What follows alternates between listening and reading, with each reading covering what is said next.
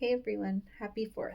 I thought I'd do something short and light today for the holiday weekend. So here's a bit of US hidden or forgotten history. So I think most of us who aren't historians forget that in 1776, when the 56 members of the Continental Congress signed the Declaration of Independence, they were basically signing their own death warrants. At the time, Great Britain was the most powerful nation on earth, and the 13 American colonies were poor and totally disunited. The British Crown considered a Declaration of Independence an act of treason, which meant that all that signed would be punishable by death. At the time, no one expected us to win. Odds were hugely against us.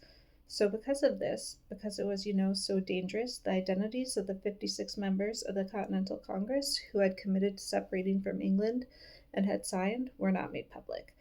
For the first 6 months following its signing, copies of the document displayed only two signatures, John Hancock and Charles Thomson, President and Secretary of the Continental Congress, and things definitely didn't look great in the first few months for the Continental Army fighting the War of Independence. But the tides, well, they definitely changed that December when Washington's army won the Battle of Trenton. And it was such a significant victory and so unexpected that that's when all 56 signatures were finally displayed. And then the first ever fireworks display for the 4th of July was held on July 4th, 1777, just 1 year after the US had gained its independence. Hooray! But the 4th wasn't declared a federal holiday for nearly another century. In 1870. Side note, the Philippines became an independent nation from the US on the 4th of July in 1946.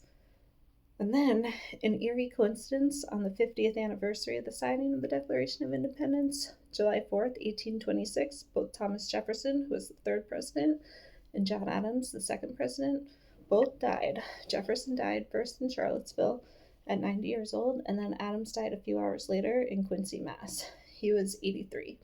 Adams' last words were reportedly, "Thomas Jefferson survives," not knowing that Jefferson had died just hours earlier.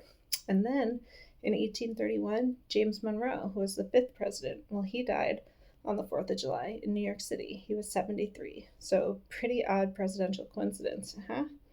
But in 1872, Calvin Coolidge was born in Vermont and he became the 30th president.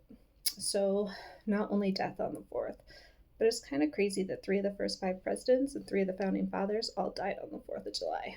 Anyhow, thought it was interesting. If you're going to watch fireworks tonight, have fun. If you're setting off fireworks for yourself or your loved ones, be safe. Happy 4th. This is Hidden Headlines. Thanks.